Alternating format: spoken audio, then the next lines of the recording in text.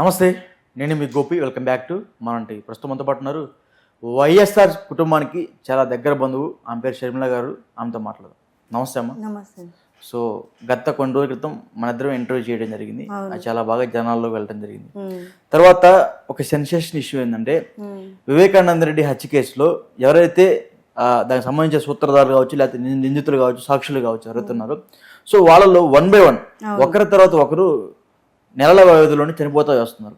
ఈరోజు వాచ్మెన్ రంగయ్య కూడా అనుమానాస్పద మృతిలో చనిపోయారని వాళ్ళ వైఫ్ సుశీలమ్మ గారు దగ్గరలో ఉన్న పోలీస్ స్టేషన్ కంప్లైంట్ అయితే ఇవ్వడం జరిగింది. సో ఇది కూడా అనుమానాస్పది మృతేనా లేకపోతే సాధారణమైన మృతే మీ మాటలో? ఇప్పుడు మీకు ఫస్ట్ కూడా నేను చెప్పాను, వాళ్ళతో పెట్టుకుంటే ఎలా ఉంటుందంటే, చంపుకుంటే అంటే సాక్ష్యాలు లేకుండా వాళ్ళు ఎవరైతే సాక్ష్యాలు ఆయన చంపింది తెలుసు అని వాళ్ళకి అనుమానం వచ్చింది అనుకోండి, చంపేస్తారు. ఏ విధంగా అంటే ఇప్పుడు మొన్న అభిషేక్ రెడ్డి చనిపోయారు, చూసారా? ఎంత చిన్న ఏజ్ అయినది. కానీ ఆయన చనిపోయిన తర్వాత కూడా వీళ్ళు వెళ్ళి పరామర్శించడానికి వెళ్ళినప్పుడు కూడా అక్కడ మీరు చూసే ఉంటారు, వాళ్ళని ఇంత కూడా పలకరించాల, వాళ్ళ మిస్సెస్ కానీ వాళ్ళు కానీ ఎవ్వరు తిరిగి ఇంత ముఖం కూడా చూడలేదు. అంటే అక్కడ మీరు అర్థం చేసుకోవచ్చు. ఆయన కూడా వివేకానంద రెడ్డి గారు కేసులో ఆయన కూడా సాక్ష్యమే కదా, ఆయనకు తెలుసు కదా. అక్కడ చంపినప్పుడు అవినాష్ రెడ్డి అక్కడే ఉన్న విషయము అభిషేక్ రెడ్డి గారికి తెలుసు, ఆయన చనిపోయారు. మళ్ళీ ఇప్పుడు రీసెంట్ గా వాచ్మ్యాన్ రంగయ్య ఆయనను కూడా సాధారణమైన చావని ఎలా అనుకుంటారు? ఒకరి తర్వాత ఒకరు ఆయన చనిపోయి 2 months అవుతుందేమో కదా అభిషేక్ రెడ్డి, మరి 2-3 months అనుకోండి. అయితే ఇప్పుడు తర్వాత ఈయన చనిపోవడం ఏంది? వాళ్ళు చిన్నగా ఎలా తప్పిస్తారో చెప్పాను కదా ఫస్ట్ మీకు. వాళ్ళు సైలెంట్ కిల్లర్స్. వాళ్ళకి ఇప్పుడు ఒక ఫ్యామిలీకి వాళ్ళకి భార్య పిల్లలు ఉన్నారా, వాళ్ళు అనాథలు అయిపోతారని చెప్పేసి వీళ్ళు ఆలోచించరు. అవినాష్ రెడ్డి కానీ జగన్ కానీ వీళ్ళు ఆలోచించరు, చంపడమే ఉంటది వాళ్ళకి. ఇప్పుడు దస్తగిరి లాస్ట్ ఒక్కడే ఉన్నారు. ఆయనను కూడా కొన్ని రోజుల తర్వాత ఆయనను కూడా చంపేస్తారులేండి. నేను చెప్తున్నాను ఎందుకంటే నేను ప్రతి ఒక్కటి చెప్పింది నిజమే అవుతుంది.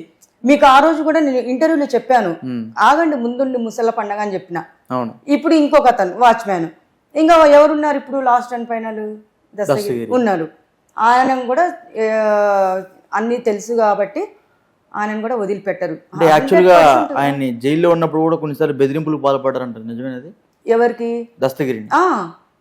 బెదిరింపులు ఏంటి, అసలు చంపేస్తామని చెప్పేసి చెప్పడము. వాళ్ళు ఎక్కడైనా, ఇక్కడ కాదు, వాళ్ళు ఏ ప్లేస్ లో అయినా కానీ చంపడానికి వెనుకాడరు వీళ్ళకు. ఈ ఫ్యామిలీ ఎవరు, అవినాష్ రెడ్డి కానీ మన జగన్ కానీ చాలా రౌడీజము. ఫస్ట్ నేనే చెప్తున్నాను కదా, వాళ్ళ మామయ్య వల్ల మేము ఎంత సఫర్ అయ్యాము. మేము కూడా అసలు చావంచుల దాకా వెళ్ళి రావడం జరిగిందంటే, ఇంకా వాళ్ళ ఆ రేంజ్ ఎలా ఉంటుందో, ఆ రౌడీజం ఎలా ఉంటుందో వాళ్ళకు ఒక గేమ్ అయిపోయింది.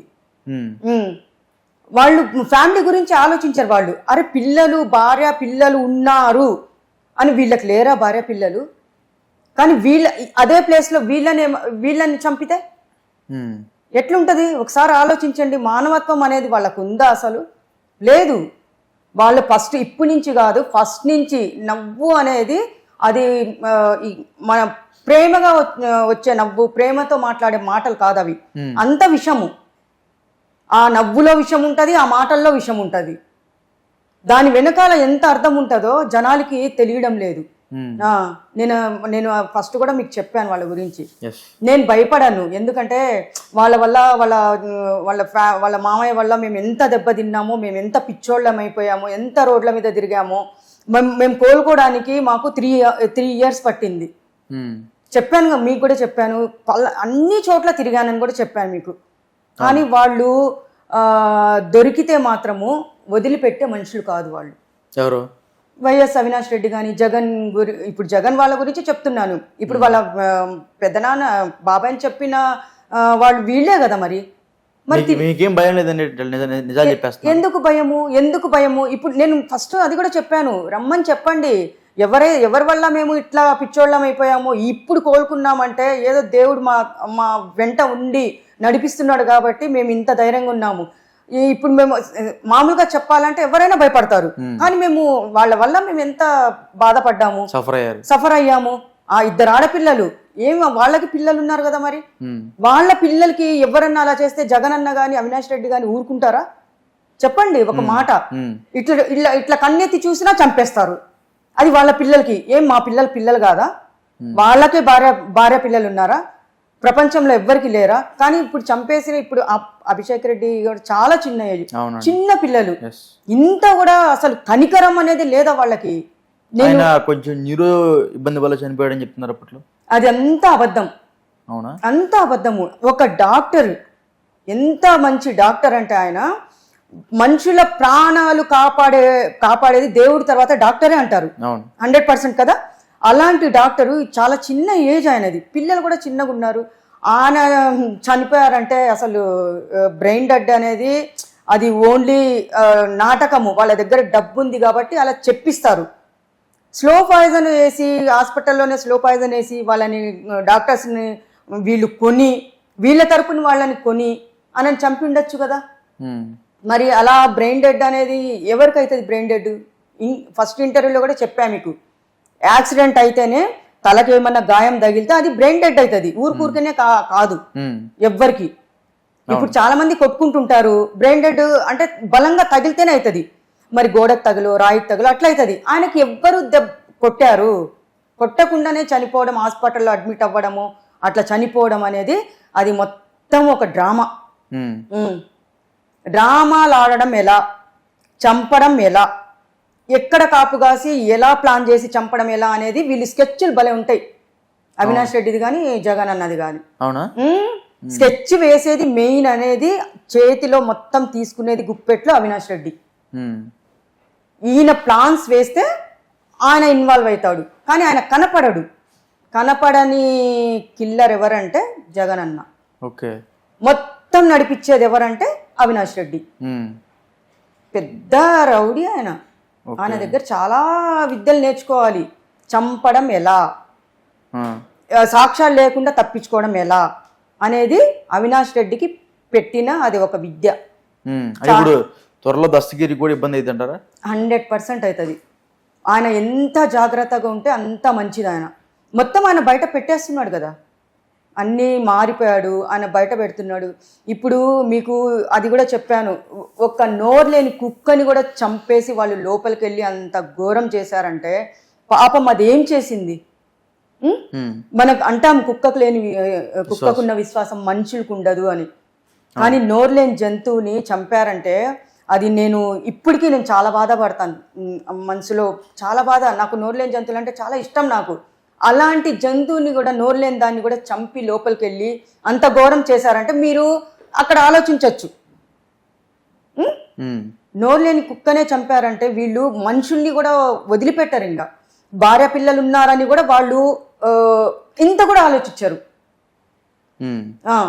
ఇంత కూడా వాళ్ళకి ఆలోచననే రాదు. ఎందుకంటే ఇప్పుడు వాళ్ళు మనుషులైతే అరే మాకు పిల్లలు ఉన్నారు, మా భార్య పిల్లలు ఉన్నారు, మేము చేసిన పాపాలు మా భార్య పిల్లలు తగులుతుందేమో అని ఆలోచిస్తున్నారా? లేదు.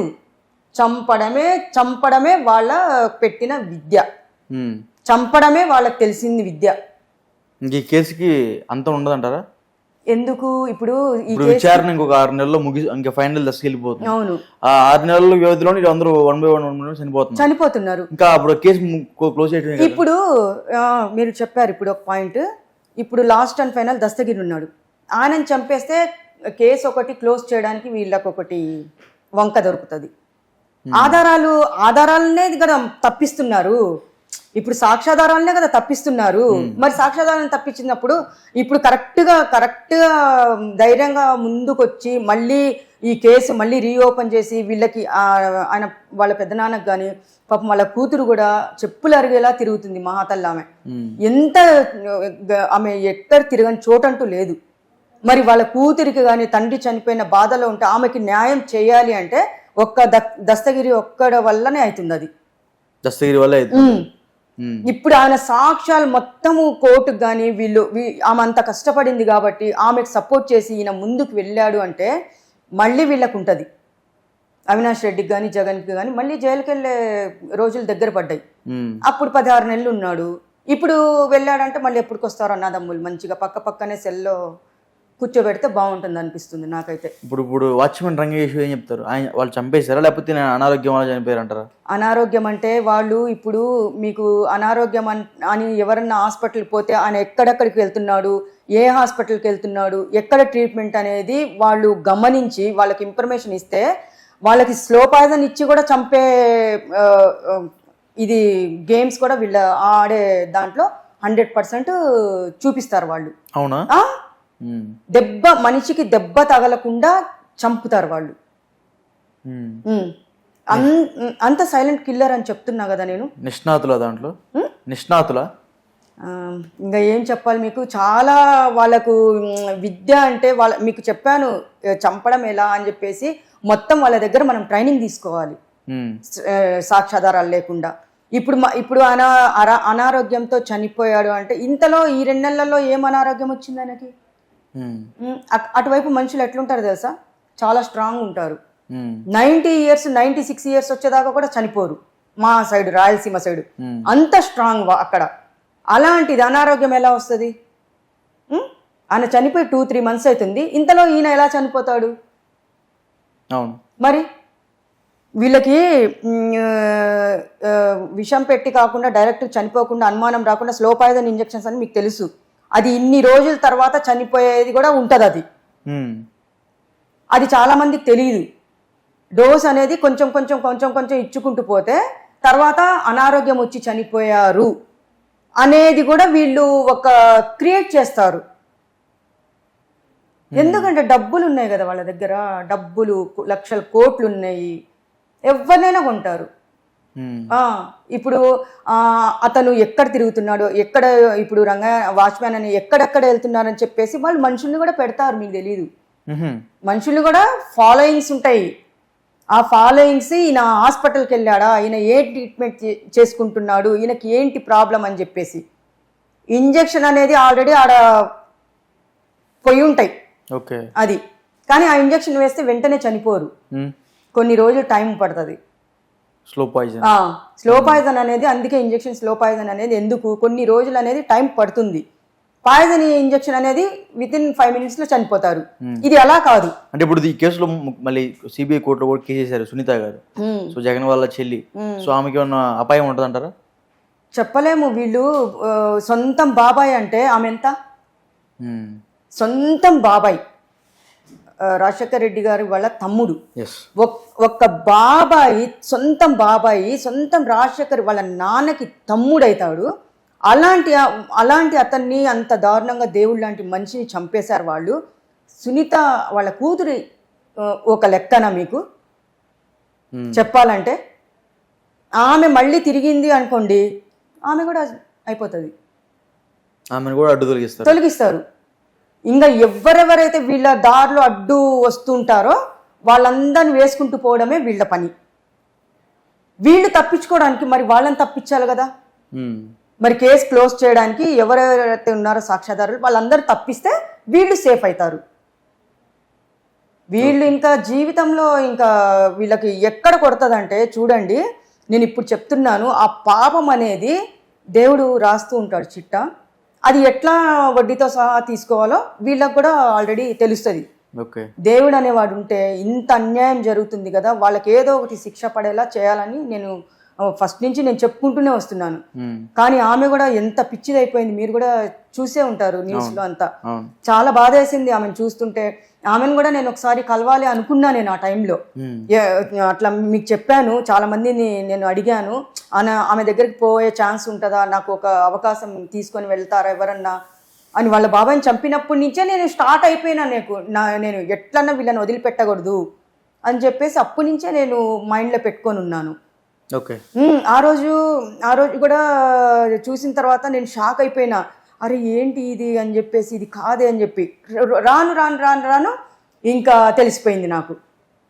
ఓహో, అవినాష్ రెడ్డి జగన్ అన్న బాగానే చేశారు, బాగానే చంపేశారే ఇంతకీ. ఇప్పుడు డ్రామాలు హార్ట్ అటాక్ అన్నారు, బాత్రూంలో పడే అన్నారు. బాత్రూంలో పడితే ఎక్కడన్నా తలకు తగిలి చనిపోతారు. కానీ అంత గాయాలు అంత రక్తపు మడుగులో ఉంటే బాత్రూంలో పడి ఎందుకు చనిపోతారు? జనాలకి చెవులలో పువ్వులు పెడతారు వాళ్ళు, ఆ పువ్వులు పెట్టుకున్న వాళ్ళకి చెప్పాలి స్టోరీస్, మన లాంటి వాళ్ళకి చెప్తే వినం కదా, అంతా బయట పెట్టడమే ఉంటుంది. ఓకే. అదే ఇప్పుడు దస్తగిరి గారు కూడా ఇప్పుడు లాస్ట్ నేనేం చెప్తున్నానంటే, లాస్ట్ ఆయన ఉన్నారు, ఆయన ధైర్యం తెచ్చుకొని ఈ కేసు మాత్రం క్లోజ్ చేయకుండా మళ్ళీ రీఓపెన్ చేసేసి వీళ్ళకి శిక్షలు వీళ్ళకి ఎవరైతే వీళ్ళు ఉన్నారో ఈ దీంట్లో వాళ్ళకి శిక్షలు పడితే ఇప్పుడు సునీత గారికి కూడా న్యాయం చేసినట్టు అవుతుంది. ఓకే అండి, థ్యాంక్ యూ అండి. Thank you.